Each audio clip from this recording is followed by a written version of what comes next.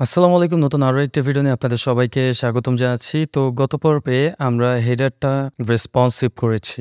আজকের এই পর্বে আমরা ফুটার রেসপন্সিভ করব। তো তার জন্য আমরা একদম হোম পেজে চলে গেলাম।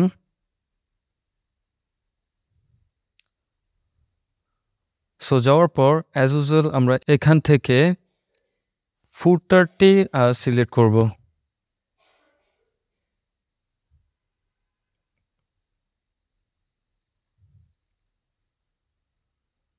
তো আমাদের সাইটটি লোড হওয়ার পর আমরা এখান থেকে দেখব যে আসলে আমাদের এই ফুটারটি ট্যাবলেটে কীরকম দেখা যাচ্ছে, মোবাইলে কেমন দেখা যাচ্ছে, হ্যাঁ? তো এখানে আমরা দেখতে পাচ্ছি অ্যাজ ইউজুয়াল এটা ঠিকই আছে। তো অনেক ক্ষেত্রে আমাদের এই সমস্যাগুলো পড়তে হতে পারে যে এখান থেকে আমরা একটা কাজ করি।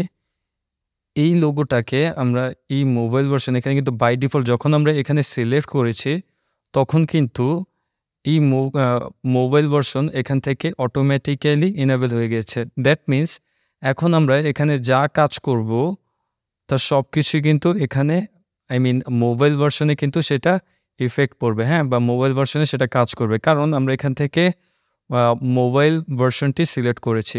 তো আমরা মোবাইলের ক্ষেত্রে যদি এই লোগোটাকে একটু ছোট করতে চাই তাহলে আমরা এখান থেকে 50% দিতে পারি।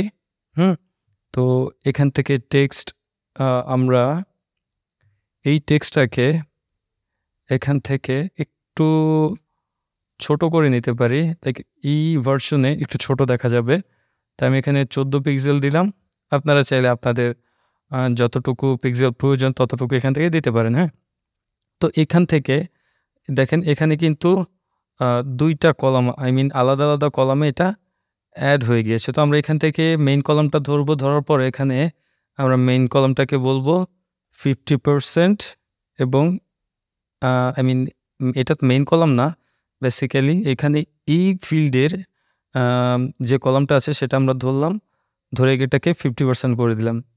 এটার ক্ষেত্রে যে লাস্টে যে কলামটা আছে সেটাকে আমরা ধরবো। ধরে এখান থেকে 50% করে দেব। তো করার পর দেখেন এখন কিন্তু এই পার্টটা কিন্তু এখানে এসে গেছে, হ্যাঁ? তো আমরা এটা চাইলে অনেকভাবেই কাস্টমাইজ করতে পারি। এখান থেকে আমি এটাকে একটু ছোট করে দেই। লাইক এখানে এটা দিলাম 45 পিক্সেল 45% আর এটাকে দিলাম 55%, হ্যাঁ?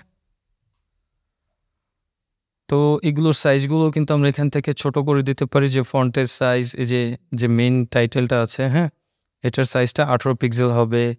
এই আইটেমগুলোর যে সাইজ আছে সেটার সাইজটা আমরা একটু ছোট করে দিই। মোবাইলের ক্ষেত্রে আমরা এখান থেকে এটাকে বলে দিচ্ছি 16 পিক্সেল, হ্যাঁ 40 পিক্সেল।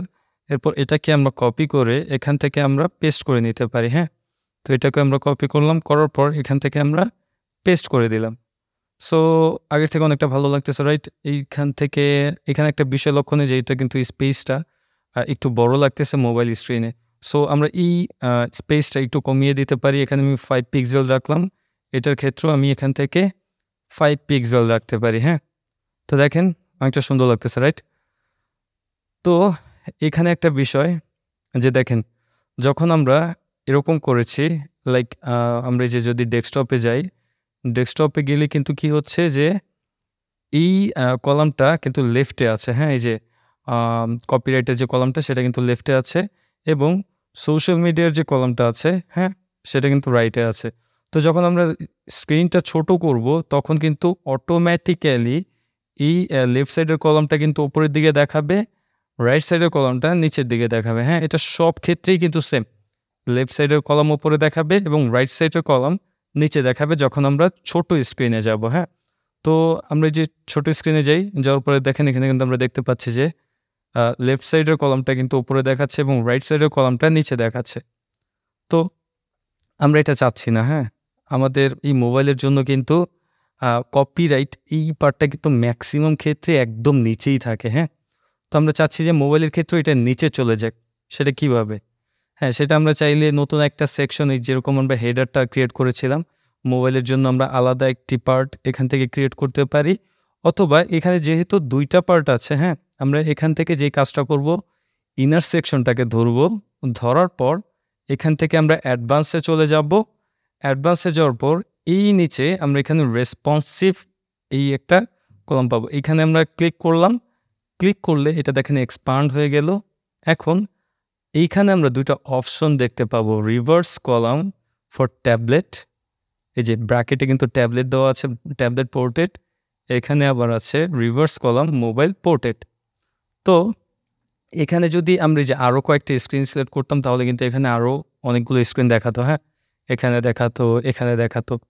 তো আমরা যদি এখন এই কলামটা, এই কলামের কাজ কি, এটা হচ্ছে যখন আমরা এই কলামটা সিলেক্ট করব, হ্যাঁ, এই যে এই অপশনটা সিলেক্ট করব, তখন কিন্তু আমাদের এই ইনার সেকশনের ভেতরে যতগুলো কলাম আছে সেগুলো কিন্তু রিভার্স হয়ে যাবে, হ্যাঁ।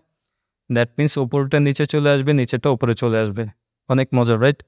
তো এই জিনিসটার থ্রুতে কিন্তু আমরা অনেক সহজেই নতুন একটি সেকশন বা নতুন একটি মোবাইলের জন্য নতুন ভার্সনের কলাম অ্যাড না করে বা সেকশন ক্রিয়েট না করে আমরা কিন্তু এইভাবে এডিট করতে পারি, হ্যাঁ। তো এখন আমরা এখান থেকে এই যে এই টেক্সটটাকে আমি বলে দিচ্ছি তুমি সেন্টার লাইন হবা, এবং এই সোশ্যাল মিডিয়াটাকেও বলে দিচ্ছি তুমি সেন্টার লাইন হবা। তো তার জন্য আমরা একটা কাজ করি, যে এখানে যাই, যাওয়ার পরে যে এখানে আমরা দেখতে পাবো, হ্যাঁ, সেন্টার লাইন। তো এখানে হ্যাঁ সেন্টার লাইন। তো আমরা এই মোবাইলের জন্য এটাকে একটু ছোট করে দিতে পারি, লাইক আমি এখানে 60 পিক্সেল দিলাম, 16 পিক্স। সো এখান থেকে আমরা প্যাডিংটাকে কমানোর দরকার নেই, আমরা 15 পিক্সেল দিই, হ্যাঁ।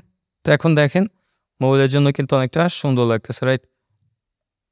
তো আমরা এই যে উপরে যেই হোল সেকশনটা আছে সেটাকে আমরা চাইলে লেফট এবং রাইটে কিছুটা প্যাডিং দিতে পারি, হ্যাঁ। তো সেক্ষেত্রে দেখতে একটা সুন্দর লাগবে। তো আমরা এই যে এখানে ওপরের প্যাডিংটা মুছে গিয়েছে, যেটা 50 পিক্সেল দিয়েছিলাম, এবং বটমের প্যাডিংটা মুছে গিয়েছে। তো আমরা যে লেফটে 20 পিক্সেল দিতে পারি, সরি এটা রাইটে দিয়েছি, তো আমরা এখান থেকে লেফটে 20 পিক্সেল দিতে পারি। তো দেখেন ডানে বামে সুন্দর একটা গ্যাপ ক্রিয়েট হয়েছে, হ্যাঁ। তো এখন কিন্তু দেখতে আগের থেকে অনেক ভালো লাগতেছে। যদিও একটা বেসিক ফুটার, আমরা চাইলে আরও অনেক অ্যাডভান্স ওয়েতে আমরা আরও অনেক অ্যাডভান্স ফুটার ক্রিয়েট করতে পারি, যেটা আমরা ইন ফিউচারে দেখব। তো আমরা এখানে একটা কাজ করি, দেখি ট্যাবলেটে ঠিক আছে কিনা। হ্যাঁ, ট্যাবলেটে ঠিক আছে। তো এখন এইটাকে যদি যে আমরা পাবলিশ করি, পাবলিশ করার পর এখন যদি আমরা হোমে লোড দেই, লোড দেওয়ার পর আমরা এখানে কিবোর্ডের F12 বাটনটা প্রেস করলাম, করার পর আমরা এই যে এখান থেকে কিবোর্ডের F12 বাটন প্রেস করতে পারি, বা এখানে খুব সম্ভবত Ctrl+Shift+M বাটন প্রেস করলেই এখানে চলে আসার কথা। আমরা এখান থেকে একটু দেখি, এখান থেকে যদি আমরা দেখি এই যে Ctrl+Shift+M বাটন প্রেস করলে এটা চলে আসার কথা, but I don't know Y এখানে আসতেছে না কেন। Ctrl+Shift+M, তো এখানে যখনই আমরা এভাবে দিচ্ছি তখন দেখেন এই অ্যাক্সেসগুলো চলে আসতেছে। সো যাই হোক, আপনারা যদি গুগল ক্রোম ইউজ করে থাকেন সেক্ষেত্রে কিন্তু এটা কাজ করবে। Ctrl+Shift+M বাটন প্রেস করলে আই থিঙ্ক কাজ করার কথা। আমি এখানে এডস ইউজ করতেছি। তো যাই হোক, আমরা F12 ইউজ করব।